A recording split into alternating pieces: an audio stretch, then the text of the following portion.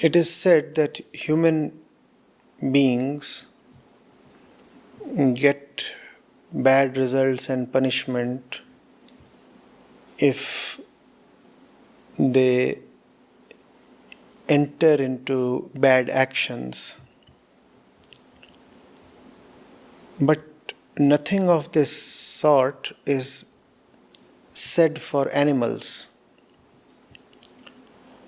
Why does the law of karma not apply to animals?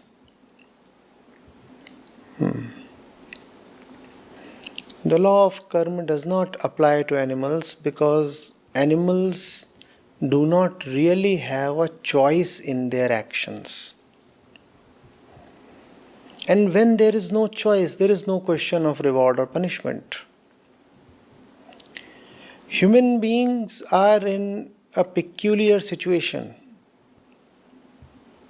They can choose to side with their animalistic conditioning, or they can choose something higher.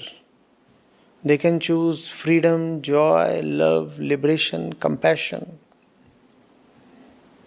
Therefore, humans have a responsibility. Animals don't have that responsibility. Animals are dictated fully by their biological conditioning. If there is a road accident here on the road outside,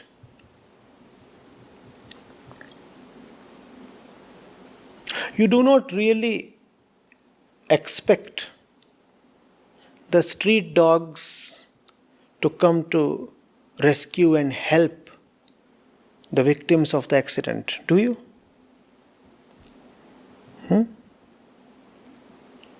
They are not supposed to. So you will not get angry at the dogs when they do not come to help the injured ones. A couple of bike riders have met an accident and they're lying on the road.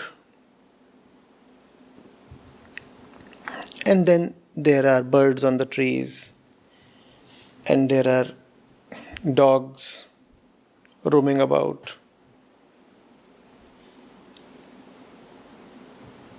They will not take any special interest.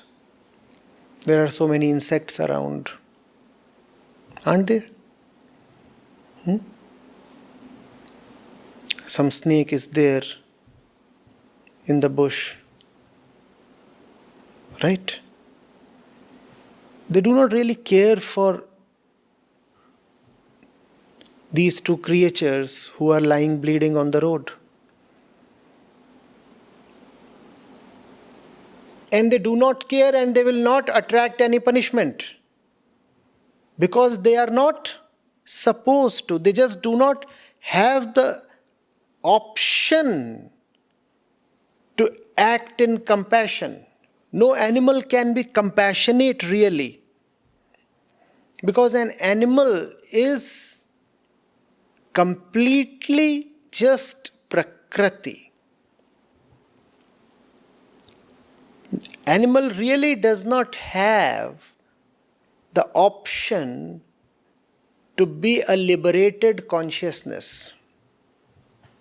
The animal's consciousness is completely dominated by its physical conditioning. Are you getting it? Therefore, the animal gets neither reward nor punishment, which is comfortable in a sense because the animal lives in a secure zone.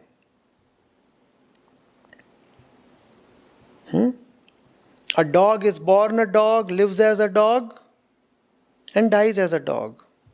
And no dog lives in a state of consciousness that is very different from that of another dog. Are you getting it? You cannot say one dog is liberated and the other dog is not. You cannot say one dog is joyful and compassionate and the other dog is not. Dogs can have varying external situations, but internally all dogs are just dogs. This is not the case with human beings.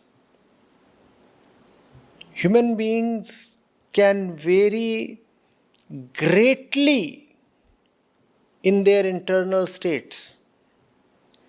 One human being can be full of compassion and the other one can be spiteful, angry, vicious and violent.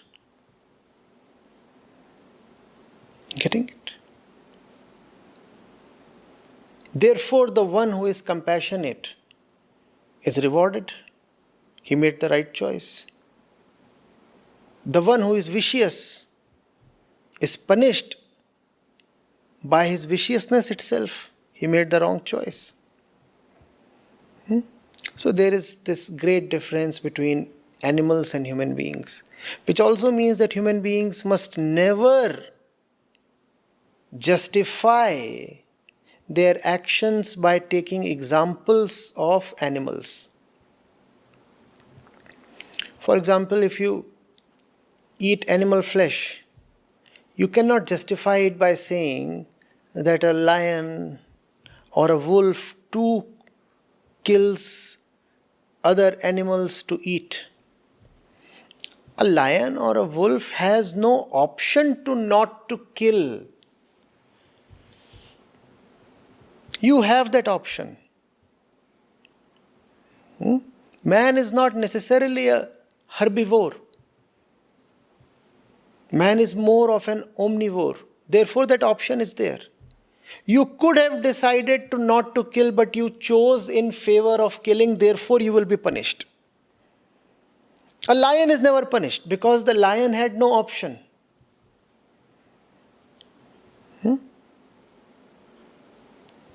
A lion has done nothing wrong.